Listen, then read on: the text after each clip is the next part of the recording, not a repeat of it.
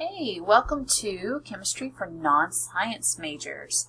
If you're watching this video, you're off to a good start. I'm just going to walk you through real quick how this course is set up, how it's designed. You may have already taken online courses, but as you probably know, all instructors set up their online courses differently. We also have a new version of Moodle this summer, and so I just want to kind of show you some of the ins and outs of it, and then I will let you get started just exploring this course. The first thing that I do want you guys to make sure that you look through, and this is step 2 in the Start Here section, is make sure you look at that course syllabus. Now there's 2 places you can access the course syllabus. The first one is this button right here, and the second is right here with this hat where the Chemistry for Non-Science Majors syllabus is. This is going to give you all of the information that you need to know about this course, everywhere from textbook to why I'm assigning you the assignments, what do you need, and what you're going to learn through this semester. So make sure that you take the time to look through that. It also has information on my grading scale, so that you know how to get the best grade in this class. Now my version may look a little bit different than yours, but for the most part it is set up the same way. Once you get started, I do want you guys to go to the Start Here section under Course Resources. This is all the information that you're going to need for the course. I'll let you read through those. Here's the video, the getting started, a little bit about me. You can read who I am. The biggest thing that I do want to point out here is the materials. You do need to make sure that you get the textbook. This is not an optional thing. You need to get it as early as possible in the semester. That way that you can be working on it. This is a summer course, and so we are basically doing 16 weeks in 8 weeks, and so it'll go by pretty quick, so make sure that you get the book as soon as possible. We are on the 14th edition, but if you can get an older one, that one works as well. Just make sure that it has the same sequence and everything matches, and that our chapters are all lining up. The other thing that you need to make sure you purchase is the lab manual. Now there's 2 lab manuals that are at the Western bookstore as of right now. All you need is the one that contains this little yellow book right here. Your first lab assignment is going to come out of that, so once again make sure that you get that as soon as possible.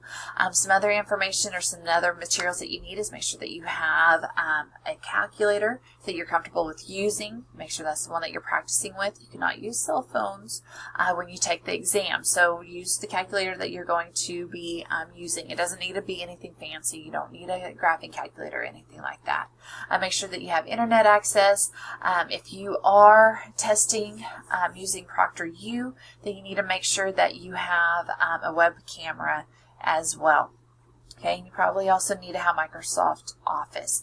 And some type of scanning capability will also be very helpful, especially when it comes time to turning in assignments.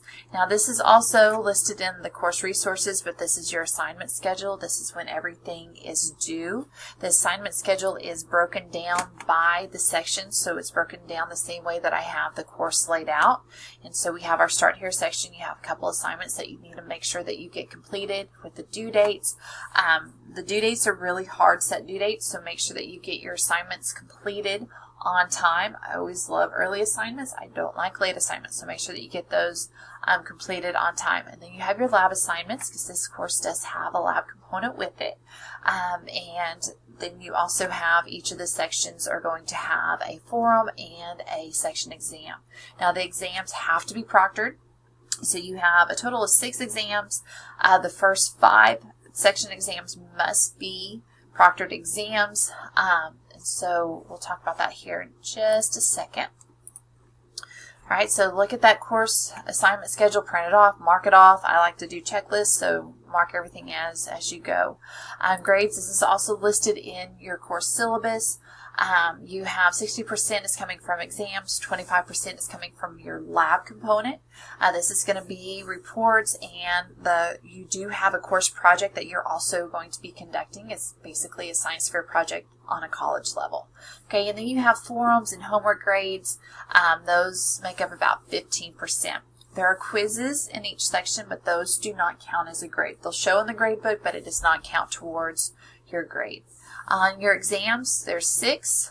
The first 5 exams must be proctored, and we'll look at the proctored exams information here in just a second. You have to take them on the scheduled date. If you, for some reason, can't take one, I do drop your lowest test score, so keep that in mind. I do not reopen exams after the date has been, after the closing date, and the main reason why is after it closes, you guys can go back in and see your answers, what you should have got, what you did put, and kind of review your exams that way. So once it closes, you cannot go back and make it up. So that will be one that you drop. And then you have your comprehensive assessment final that doesn't count towards your average, but it must be completed before July 24th to get credit in the course. And so it would be really bad if you did all the work and didn't do this last assessment final. So make sure that you work on that and get that completed. And I'll send out messages for you guys throughout the semester. Okay, on proctored exams, I'm kind of skipping some things. I think you can go back and read those. But under proctored exams, the section exams, the 5 section exams must be proctored. You can either use, if you're in the Altus area, you can use the testing facility here. Just keep in mind that we are only open Monday through Thursday. Fridays we're closed, which is also the reason why your exams close on Thursdays as well. If you live outside of the state of Oklahoma, you have to use ProctorU. ProctorU, you need to set up the times for your exams to be taken. Make sure that you schedule ahead of time. The closer to the exam, the higher the fee is going to be. So if you're using ProctorU, there is a fee involved in that. So to keep it as cheap as possible, make sure that you set them up early. As soon as this class is open, you can go in and set up for your ProctorU exam. So keep that in mind and plan ahead. Now, if you're using an off-site, if you live in the state of Oklahoma but you don't live in Altus, make sure that I approve of your testing facility that you are planning on using. Also, I need to know whoever is administering your exam contacts me about 3 days before you take the exam so that I can send them all the information that they need. Okay, just another real quick on exams. They're 50 minutes to complete them. I provide the periodic table and an ion sheet if you need it. You can use your calculator, not a phone, but a calculator, and you're allowed to use a handwritten 4x6-inch note card on the exam. So any information front and back that you want to put on there can be put on there. Okay. The other thing I do want to mention is get help when you need it. Don't hesitate to contact me. We can group chat. I am setting up a Zoom meeting for every Wednesday from 5:30 to 6:30 that you can come in and ask questions. Sometimes it's hard to write out the question that you have because you don't really know how to word it. So these Zoom meetings, requirements really low. Web camera would be the most that you need. Internet access, you can use your phone. You can use a laptop. We'll get on these, and it's just kind of like Google Hangouts where you can come in and you can ask questions and I can answer the questions. And we'll do that every Wednesday from 5:30 to 6:30. I will also say that at about 5:45, if no one's signed in to ask questions, I'm not going to hang around until 6:30. But unless you email me and say, hey, I can't be there until 6, will you hang on? And I will, but I'm not going to sit around for an hour waiting for you guys to log in. To get to these Zoom meetings, I'm going to go back to our home page. There is a link right here, and I have the meeting set up. The first one, you will need to download some software. It's really simple, really small. It's Zoom. Go in there and you can get it all set up. And like I said, it can be on your cell phone. It can be anywhere that you want to be. Okay, your course resources are all listed right here. Once again, here's your assignment schedule for the summer when things are due. I will send out course announcements. I also have ask questions here. In the course announcements, you can't ask the questions, but you can ask them here. It's in a forum type setting. I can answer the questions. Your classmates can answer the questions. Anybody can answer those as we go. Email me through the course email. You can click this link right here, or you can click the course email. This is the best way to email me. There's no chance of you misspelling my name. I always get students, I emailed you, I promise, and then they were misspelling Morley or they misspelled Dina. So this goes straight to my email. I actually get an annoying email sent all the time saying, you have unread course email. So this is the best way to contact me. I also can't delete it. It doesn't go to spam. It doesn't go to my trash. And so Make sure that if you have any questions that you don't want to ask in front of the class, that you send it through here. I've also set up, I'm going to go back real quick, I'll put a link on the front page on contacting me. I do have a GroupMe set up for this class. If you're unfamiliar with GroupMe, it is a group text messaging system. It keeps your numbers anonymous, and you can go in there and you can text me and answer questions. And the reason why why I've set this up is mainly because the summer and I'm not going to be around, and campus closes on Fridays, and you may be working on something over the weekend. And so you can text me, I can reply, your classmates can reply. So it's really neat thing. It is a group text messaging, so it can at times blow up. But I will also tell you guys this. I go to bed at 9 o'clock, so if you text anytime after that, don't expect a response until about 4 o'clock the next morning, because that's when I wake up. So keep that in mind if you have an important question that you need to ask. Don't wait until the last minute. Some of the things that are required getting started, make sure you introduce yourself. There is an exam proctoring survey. This lets me know where you're planning on taking those exams. It doesn't mean that it's set that this is when you have to take the exam, or if you're using ProctorU. This can change. This just lets me know where you're planning on taking that, so we can set it up accordingly. Okay. Also, you have an introduction steps feedback section as well. This first section right here is your lab assignments. Your first lab assignments is coming from that yellow book. There's 15 pages. This will tell you what pages that you need to do. These need to be scanned and submitted through here. Do not send them to my email address. If you live in Altus, you can turn it in to my office. My office number is B11. There's a basket on my door. Please don't slide it under my door. Pages get lost when you do that. So just put it in the basket in my door and I'll get to it as well.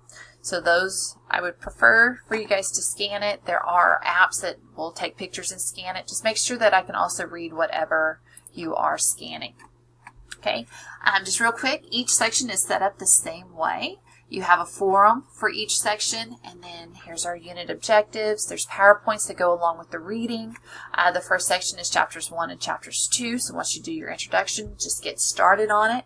All the sections are open. You can work on it as you want. Just remember you can't go backwards, and so make sure that you watch those due dates. Your first exam is going to be June 14th, and so that's listed on there. There's some links on here for you for additional information, additional resources, the PowerPoints for those.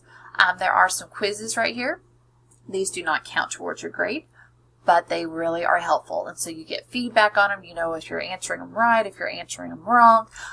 But it will show in the grade book, but they don't go towards your grade. I highly recommend you work on these. Okay, and then there is a study guide for the first exam, and then you have your first exam that's set up right here. On the exams, I do not curve. So I want you to come in and do the best that you can on those. There's other opportunities for grades throughout the semester. And each section is set up the same. Forum, PowerPoints, resources, quizzes, and then your exam. If you find a website that you're like, this is what got me through the first exam, please share it with me and I'll share it with your classmates as well.